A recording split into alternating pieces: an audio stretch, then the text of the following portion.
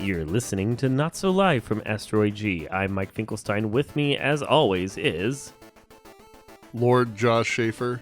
Lord. I have land and title. Where did you get this land and title from? The internet. Craigslist? Just Craigslist nobility? Yes. Well, not. You can Google it. It only costs $100. But I haven't paid him yet, and I haven't really filled out the form, so I guess I'm a false lord. We are joined in the booth today by... The false lord's wife. That would make you Lady Schaefer. Yeah, you're a lady of the court, Josette. Act like it. The false lady Josette Schaefer. You don't talk to the help. The help talks to you. And also... Not a lord or a lady. Rebecca Finkelstein. So confused over what just happened here. Your wife has become gender neutral, is what has happened. No, I just don't own any land or She's a peasant. help. Yeah, I'm a peasant. Not because she's a woman, but because she's a peasant. I lack social class. I feel like this is both the best and the worst intro for what we're going to talk about today, because I want to try and direct the topic towards superheroes, specifically female superheroes, and cinema right now, specifically because, I'm sure as most of you have heard at this point, there's the Rotten Tomato score, which, not that I paid much attention to Rotten Tomato normally, but the Rotten Tomato score for Captain Marvel, which got spiked by MRA guys long before the movie came out, zeroed it out just because they hate the fact that there's a female superhero in there. And this was prompted by them trying it before with... Star Wars. Yeah, Star Wars The Last Jedi, where they did that because apparently they're upset that there are people Color. People of color and people with non-penises in a movie. Apparently Asians, blacks, and women can't do shit in space. Apparently. So, I'm curious about, your guys' opinions on the matter and your thoughts, of course, on idiot, racist MRA guys, certainly. But, the movies they're complaining about, for me, I didn't necessarily care about either of the ones. I've seen Captain Marvel, and it didn't necessarily thrill me, and I'm not a huge Star Wars fan, so I wasn't really super into the movie either way, and I mean, I can't necessarily say I agree or disagree with the Rotten Tomatoes score that might be on it at this point. It's just they're movies and they were okay. So Right, but you're not butthurt because there's a woman in it. You just didn't particularly care for the story. no, So that's true. And me being into Star Wars, I mean, I liked Rey at first, but then I realized how bland she was, and Yeah, but Luke was bland. Star Wars is full of bland characters. No, but Luke, he's a super whiny character in the first movie, and he really doesn't get interesting until after he loses his hand. And his father is also whiny. Oh my god, yeah. And doesn't get interesting, period. No, he gets interesting after he loses his arms and his legs and is encased in robot parts. And When has he becomes a different black I man. was gonna say it has a different person voicing him. What does that say about our society? More black people should be given lead roles in Star Wars movies. Exactly. yes. And yeah, that is a good point. That okay, yeah, Luke didn't exactly have the most personality. But I don't know. It's like in this point in time, we kind of expect more from our movies, more than just kind of a typical character that you can put yourself into their shoes, a la Twilight and that damn girl in it. Oh, Kristen Stewart? we didn't all just think we were. Was it Edward or Jacob or whatever? Edward. I mean, I thought the chemistry between those two men was palpable. not gonna lie, I totally thought My Little Pony first. So I was not thinking of the vampire movie. Do the ponies sparkle? I can't remember. In the movies they do. Yeah, there are special gem ponies that They God. sparkle. The thing is, I know you're not making that up. That's actually probably a real thing. You would be correct. Yeah, that's wow. legit. But I mean, I guess that's a fair point to make about Star Wars. Is we don't need the same stories that we've already gotten from the Star Wars series, because heck, we already got that again with Force Awakens Episode 7, which was practically a remake of Episode 4, just done by J.J. Abrams instead of George Lucas. And the biggest criticism most people have about that movie is the fact that it's too much like the movies that came before.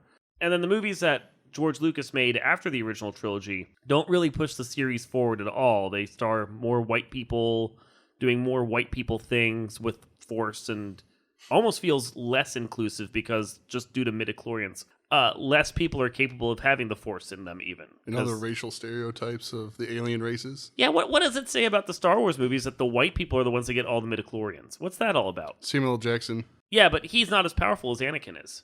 No one is. Samuel L. Jackson doesn't get to unite the Force. It's got to be Anakin. But Yoda had midichlorians. But he didn't have as many as Anakin did. This is what I'm trying to say. Midichlorians are stupid. It's a stupid concept. I hate that concept so much. But on the topic of women, I was going to get back to that eventually. This is about race and women. I mean, it's something about the series that more recently with Rey and Finn and Rose. Poe and Rose. Those are the 4 real main characters that have been introduced at this point. And we have an Asian lady, and a black man, and Poe, whatever his actor's race is. He's not white. I think he's Italian. Oh wait, no, No, I thought he was like Portuguese or Brazilian or something. something like that. It's straight. No, I know he's not straight white. And then Rey, who's a white lady, but a lady, all the same. And it's a much Guatemalan. Is he? He's Guatemalan. Okay. And it's a much more diverse cast than what we had in the previous movies, barring Samuel L. Jackson. Because Samuel L. Jackson is a badass. Who just, for whatever reason, can't act when George Lucas is directing. That's another No one can. No. Natalie Portman is a terrific actress, but she can't act with George Lucas directing either. Yeah, there's that. So, but we got a more inclusive cast, and it seems like a lot of the complaints about the new movies, if they're not about how much it feels like the old movies, is about the diverse cast.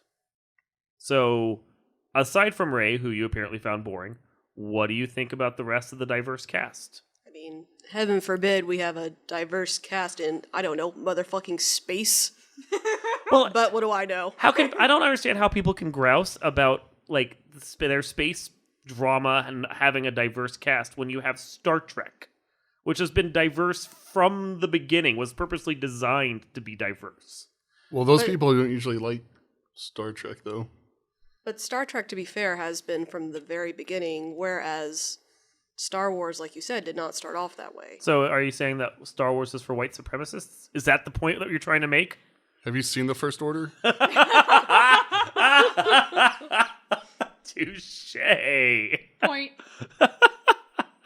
I mean, that's a fair point to make, is that from the beginning, the Empire was purposely designed using like Nazi-style regalia and Nazi uniforms and everything, just because, it was designed by someone who grew up in the 40s. And when he's designing it, the automatic thought you have about a bad guy is a Nazi. And that's just how cinema has worked for the longest time. So you have white Nazis on one side, and then you have a diverse cast in the new movies, at least on the other.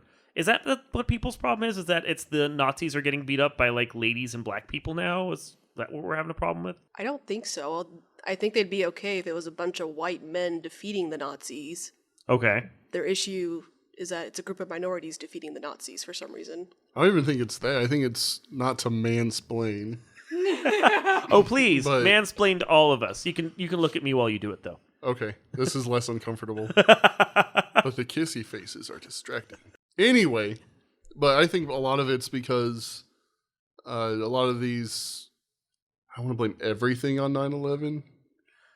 This is the second time you've managed to raise it in a podcast, and we've only done like 12 of them. That's why I said it. Okay. But if you look at the history of film, it's 99... Reactionary. Yeah. Yeah. And everything's pretty much been white dominated. And then you have these movies like Black Panther, Captain Marvel, that are coming out now. Star Wars was a little early on the train, but they purposefully diversified their cast.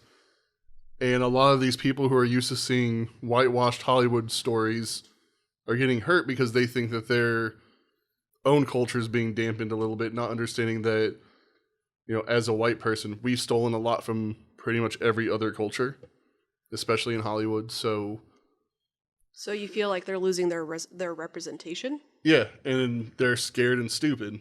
Well, that's the argument they will always make, is that they're the oppressed majority somehow.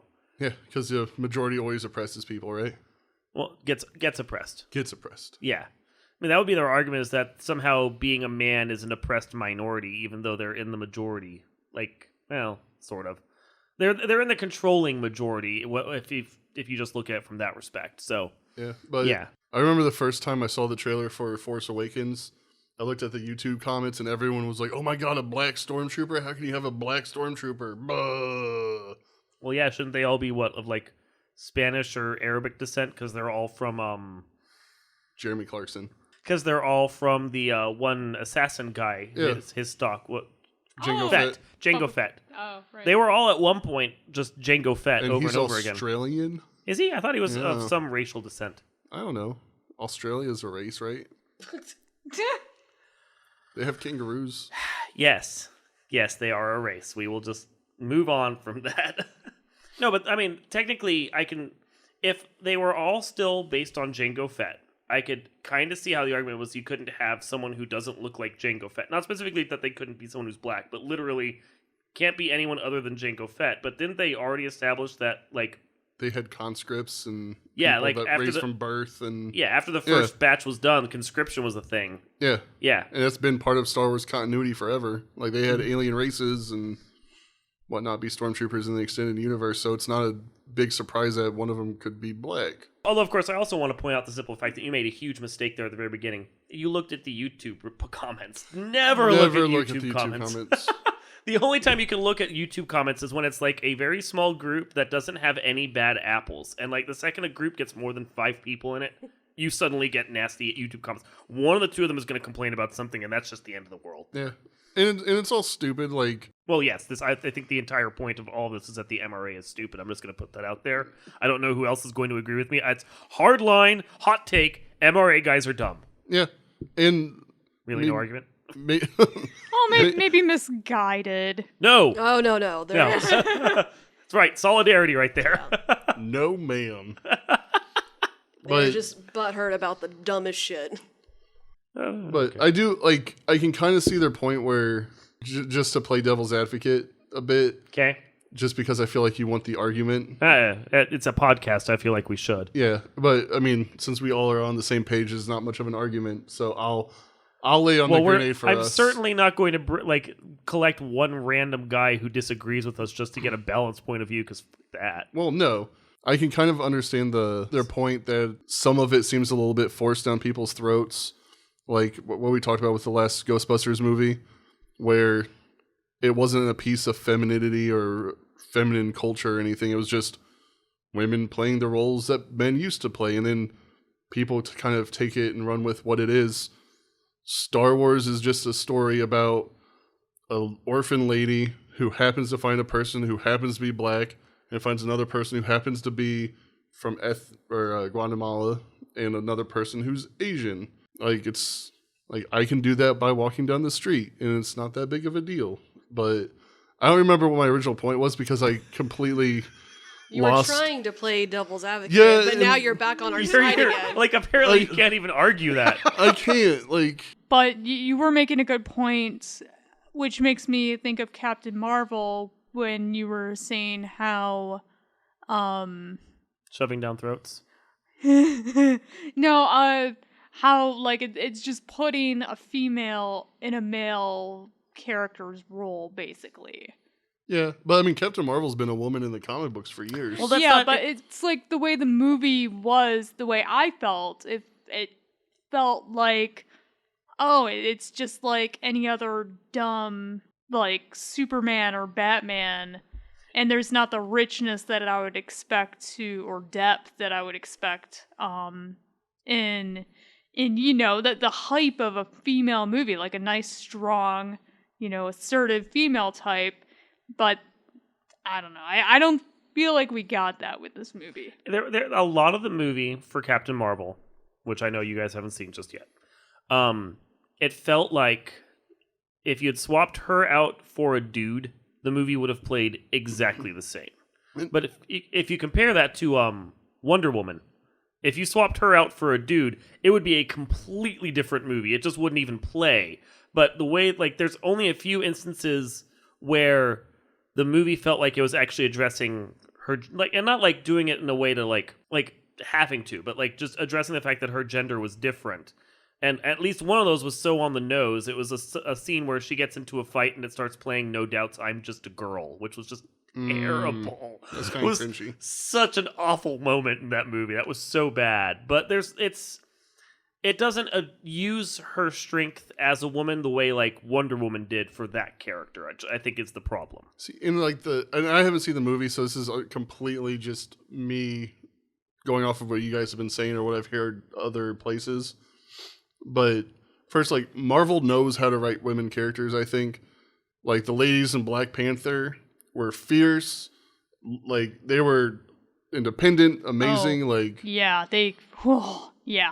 Black Widow. Black Widow, although Avengers, Yeah, the second Avengers movie kind of killed that. But up to that point, she was fine. oh yeah, But like, I think the whole problem with the racism, sexism things is that we shouldn't have to look at something and say this is sexist, this is racist, et cetera, et cetera, et cetera. We should just watch Captain Marvel, see it as a female, and the fact that I think it's actually kind of more empowering in a way where it could have been replaced by a male. I mean, minus, I guess, the No Doubt song part. But like, that's just, in my opinion, kind of cringy and poor, odd, like, music choice. well, there's a couple instances like that because there was the point where like she's looking around, she grabs some costume off or some basic casual clothes off of a mannequin, and then some guy accosts her for being a woman, so she steals his motorbike. Like, it's little moments like that where I'm like, you're addressing the fact that she's a woman, but you're not really doing it the right way. The way that they handled it that actually felt like it was organic was where she and her wingman were talking about the fact that, you know, they had to get onto a special project, and this science project, so that they could fly jets, because the Air Force still wouldn't let them fly jets in combat scenarios. So I was like, that's a moment that actually felt organic to the character for the 90s.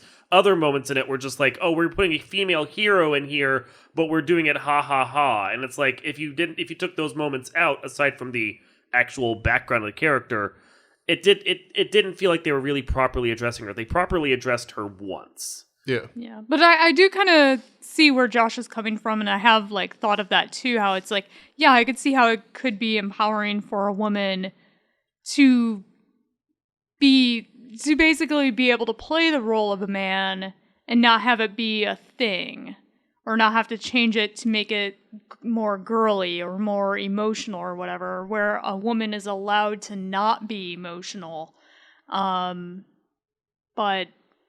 I don't know. I mean, full disclosure, I don't think I exactly get along with the actress, so that might be coloring my... Brie Larson? You're not a fan of Brie Larson? I don't think I am. I mean, I loved her Okay, I didn't exactly like the character, but I loved her as the character in Scott Pilgrim, Envy. Oh, yeah. Because I'm like, okay, she can play that type of character very well. She played it charismatically, too, and I think part of the problem with her and Captain Marvel is the fact that Captain Marvel doesn't look like she has much charisma. yeah, well, she doesn't. I feel like she's trying to play the character as if it was a female Maverick from Top Gun, and Nice. I mean, it might be suitable for the kind of character, but I hate Tom Cruise in that movie. He is A dick. He's a dick. He's not charismatic at all, and it's one thing if you want to play that character because the character is like a charismatic guy that people can get behind, but the whole point of that character is that he's a jerk.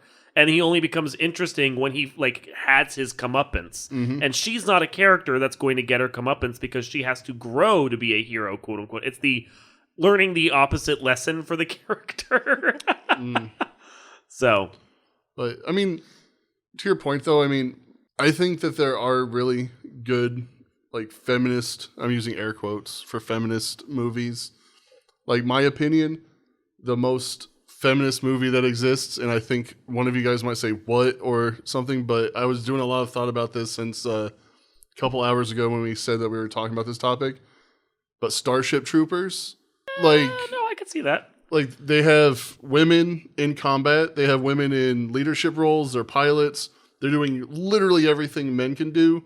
There's no separation between the two of them, and they never once make mention of the fact that, oh, you're a woman, so you can't fire a machine gun. You can't fly a spacecraft. No, they're all just bug bait. Yeah. Yeah. And you don't... I'll grant that to you. Yeah. And because I was trying to think, I was like, what would I hold to the high standard of femininity from my perspective. And then, ironically, the least feminist movie was the director's next one, Showgirls. Yeah, we don't talk about Showgirls. No, I just did. I dropped that bomb there. I always forget he did that. I know. Immediately after, like, he had such clout in Hollywood, and then, like, that was the next thing he did. Thanks. Yeah, Paul Verhoeven. I'll admit I haven't seen enough of Starship Troopers or paid enough attention to Showgirls. You can or skip Showgirls too. Sadly, I do think we own them because I'm pretty sure I bought that for $5 just to say I own the worst movie ever. I'd rather watch Manos Hands of Fate on repeat. Oh, yeah, no, I would rather watch Manos. I'm just saying, like, I do know I own that movie. I don't think I've ever actually made it through that movie. It's so bad. I don't think I have either. Yeah. Anyway, so. But yeah, for me, what I want in a female-led superhero movie is to actually see some kind of like hardship and growth happen, which I don't think we got very much at all. No, I mean, in Captain Marvel. You look at Wonder Woman, and she starts off as one character, and then slowly grows into her power, and slowly grows into who she is, and slowly grows to earn the uniform that she steals from Themyscira. That's what the island is called. Close enough. Close enough.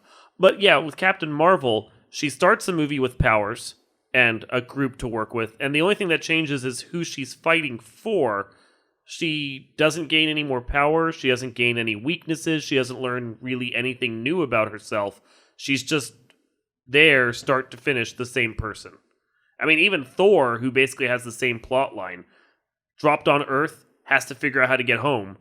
He at least grew as a character. Yeah, he at least developed some kind of humility in a way, while still holding on to his like frat boyness. Well, yeah, I was gonna say. Plus, you know, he's still Chris Hemsworth, so there's an innate charisma that man cannot turn off. Yeah. So, but I mean, I think this movie kind of just felt like a precursor to Avengers. Yeah. So Avengers prequel. Yeah, I wonder if it's gonna expand her character a little bit more. She essentially gets the role that Captain America would always serve, which is the Avengers 0.5 movies. Oh. So, yeah, because, I mean, it's S.H.I.E.L.D. is involved in her movie, and a bunch of setup for stuff is involved in her movie. She's essentially the 0.5 movie for what's coming up in Avengers 4, more or less. Yeah, and it just kind of felt like the movie needed more. Like, it was a pilot. Of sorts. The problem I had with Captain America was the fact that there was a really good movie condensed, like good 2 or 3 movies squished into one movie, and if you'd just gotten more, and like with Captain Marvel, it feels like it ends right at the point where the character's finally starting to get interesting. Yeah, like the last 15 minutes, half an hour, maybe even 45 minutes, I'm like, okay, now I'm enjoying this, finally. Now it's finally growing into a character I can appreciate. Yeah, even though I still have some complaints around in that time frame of the last part of the movie, but still, it's like I could tear the movie apart in my own opinion, but I'm still hopeful that they'll do more with her in a better way. Yeah, it feels like there needs to be another movie between that and Avengers 4, like just for her. Like a midpoint, like they're doing a Wonder Woman where she's getting Wonder Woman 1984. Which isn't a sequel, apparently. It is a sequel, whatever. They said it wasn't. Yeah, whatever. I don't know why they said that, but it stars her, and it's set between World War I and Justice League. It's a sequel to the World War Movement movie, whatever. But yeah, it's like they're doing that, even though she's appeared in Justice League and some stuff afterwards. They're like, we'll just go back and do a midquel, who cares, or an interquel, or whatever you want to call it. But, like, for Captain Marvel, they're clearly just going to continue onwards with her plotline post-Avengers 4, because it's what they did for Captain Marvel 2, or Captain America 2. So, I don't know. Maybe they'll Clone Wars that shit and put it, like, in some kind of animated thing. Ooh, that'd be nice. The animated adventures of Captain Marvel. It's just, I think part of the problem I have is that the last couple of, like, launch movies they've done for characters, I haven't really appreciated. Like, I liked Spider-Man. But that's because Marvel has a hard time screwing up Spider-Man. Like, it's Spider-Man. I mean, they did with Spider-Man 1, 2, 3. No, that was Sony. Oh. You're Marvel. Right. All right. But, like, Black Panther didn't really hook me. And that's because it's the same problem. You've got a lead character who's just not that interesting. I liked all the characters around him, just like I liked all the characters around Captain Marvel. He did most of his growth in Captain America Civil War, though. That's the problem that I have with that movie, is that he's not interesting because they're trying to give him an origin story when he's already had his origin story in the previous movie. And here with Captain Marvel, it feels like her origin story happened before the credits even, or the opening credits even happen. And then we're just getting the aftermath of a story we really didn't see. I don't know. I feel done. I have one more question, though. Yeah? So I feel like we would be remiss to talk about female, women equality, whichever you want to say, Whatever we're talking about at this point. without bringing up the test. The Bechdel test? Yes. Okay. So I was thinking about this actually a couple days ago, independent of this. I didn't know this was our topic of conversation for today. Even though I posted it on our group like a week ago. I don't use social media. Okay. Anyway. But I was thinking like that, when did that come out? Or when did it was like Bechdel test? 1980s something? I thought it was 86? more recent, but still, it's been around for a while. Because I think that I can't remember. It's been around for almost as long as I've been alive. Uh-huh. So, but do you think that the same standard should still be held in today's society? About the need to make sure that we have female characters who talk with each other, not about a man, and that they both have names. Yes. Yeah, I think it's a good thing to have in like a thing that you're doing. Why? So I feel like a lot of these movies. Oh, hold on. What do the ladies think? Thank you. I was trying to. That was my segue. How gracious. Not gonna lie, I don't ever pay attention to that test. I also don't know what the criteria is. It's that. literally what I just said. You have to have That's it? You have to have two women who are both named characters, which doesn't often happen in media. They don't always give the female characters names. They have to have a conversation with each other, not about a man. That's the only criteria? It's the only Yep. criteria, and Yeah. most productions Don't are pass unable to pass it. Yeah, once you notice it, you're like, holy Yeah. shit. It's kind of depressing how often it doesn't pass because it's like, Yeah. it's going to. Wait, what's that lady's name? No, she was just no. Oh. I'm actually honestly certain that Captain Marvel doesn't manage to do it until right at the very end when the character has a conversation with her best friend's daughter. And they're talking about redesigning her costume. Because up till that point, Samuel L. Jackson is in the room with them, or they're talking about something they have to do for the aliens, most of whom are male. Like, I'm pretty certain it doesn't pass the Bechdel test right until the end, and they may have been like, crap, we're not actually succeeding, and they, like, randomly Shoehorn inserted something one in. scene just to make it happen. Because isn't like another high standard in that I don't want to say the feminist genre because it's not really a genre, but I guess it could be. But Alien, the first Alien movie, Yeah. wasn't that like Well, it's what's groundbreaking about the first Alien movie specifically is the fact that the lead character was supposed to be male. yeah? And then whoever they cast for it didn't work out or something, and they decided to cast Sigourney Weaver for it, and then they just didn't rewrite anything.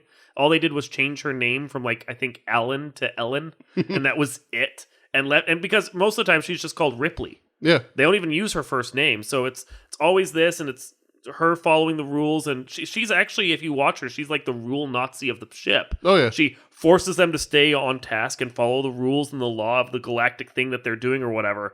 And then she's the strong one who actually manages to survive everything. It feels like they didn't change anything about the movie, and that's what's groundbreaking is they basically inserted a lady into it, and it was like, we're done. You're good. And then just Sigourney Weaver just naturally being herself somehow made the character both stronger and more, I guess, feminine at the same time. So this is more for the ladies. Yeah. So with that in mind, Mike said that Ellen Ripley was originally supposed to be a male character. So do you think part of the issue, I'm looking at the women Yeah. specifically, do you think a lot of the... I can tell. Okay. Well, they can't, though. All four of our listeners, and two of them are Two of them are right here. Yeah. So, because our wives don't even listen to us. Hey, I do now that I can listen to it at work. Now that we're on asteroidg.com. Ooh. Yeah.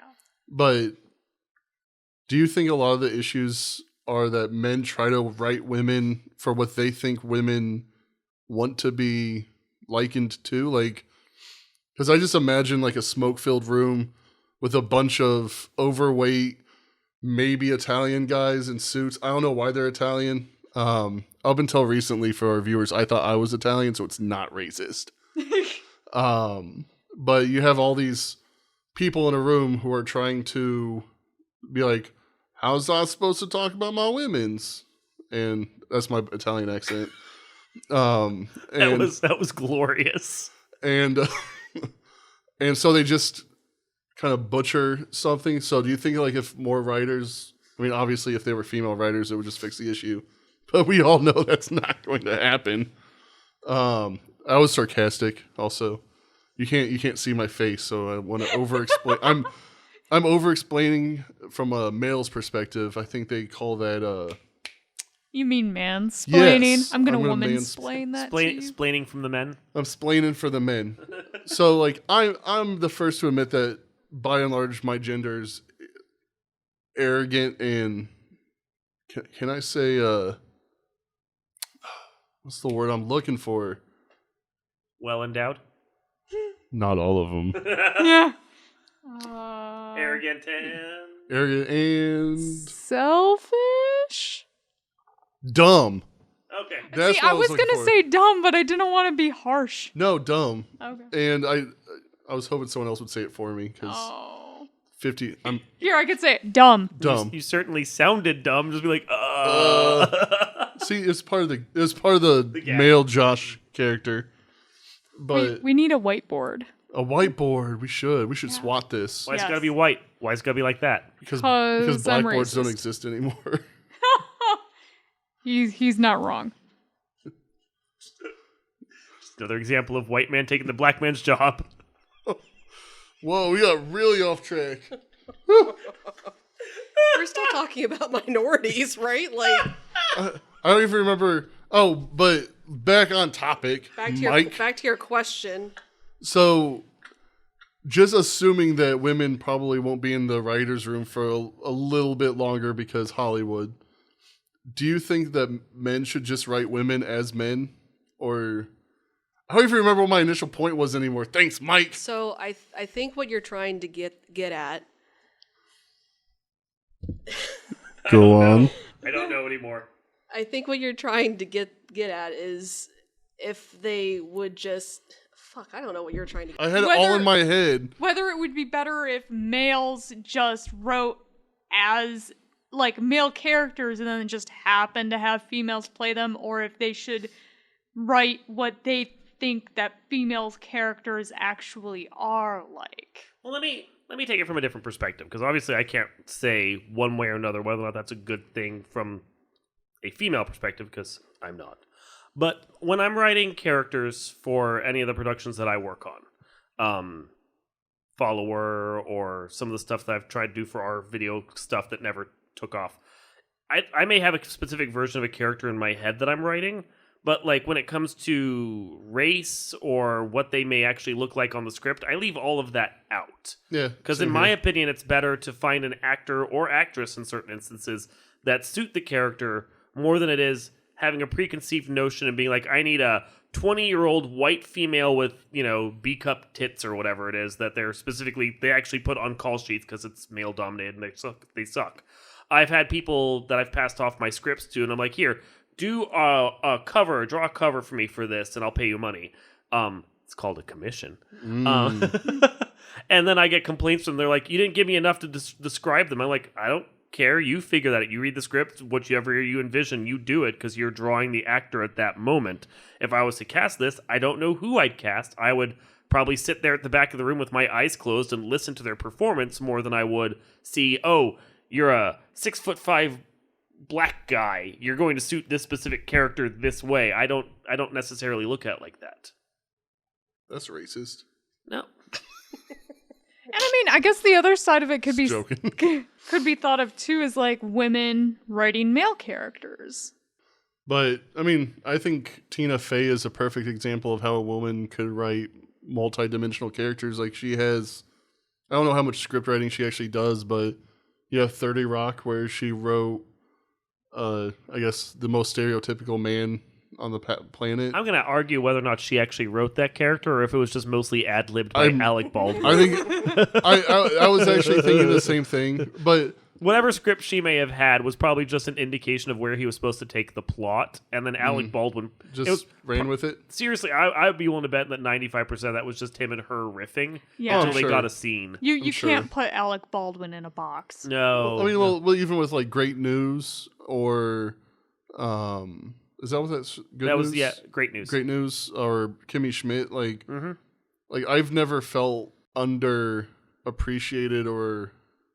Well, Kimmy Schmidt's not the best argument though for that because there's very few like white male characters in there. It's a very female heavy show and a very minority. You're heavy right. Show, I didn't even which think is, of it. Which I was is actually thinking, I was good like, for no, that this- show. As like the only white male or straight white male character is the bad guy. John Hamm. Yeah. So I never even really thought about that. 'Cause I was like, Mikey's in it. I was like, but Mikey's gay, so And like Great News is mostly ladies there and like some really uncomfortable men. man. Yeah. So I'm just gonna go out and say it. Men suck. Yeah, I was about to say, I can't recall ever a time where there was an issue that we see now where a man has written a story for a female character and it's just shit. But on the flip side, I have never come across a point in time where a woman has written for a male part and I'm just like, that's just not acceptable. So, yeah, men suck. Okay. Sorry. Thank you. Apology accepted. Thank you. Do Well. I suck? Yes, you do. Oh. I'm sorry. This has been Not So Live from Asteroid G. I'm Mike Finkelstein. I'm Josh Schaefer. I'm not a sexist. I was playing devil's advocate before. So I don't know. And we were joined today by... Not a man hater, Josette Schaefer. Questioning everything about her life, Rebecca Finkelstein. And we will see you next time. Bye.